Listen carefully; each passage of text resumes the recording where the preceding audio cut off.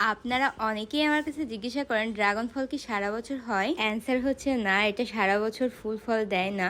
মূলত মে মাস থেকে এই গাছে ফুল আসা শুরু করে। তারপরে গাছের পরিবেশ পরিস্থিতি, মাটি এবং যত্নের উপর ডিপেন্ড করে কিন্তু গাছের ফুল ফল আসে।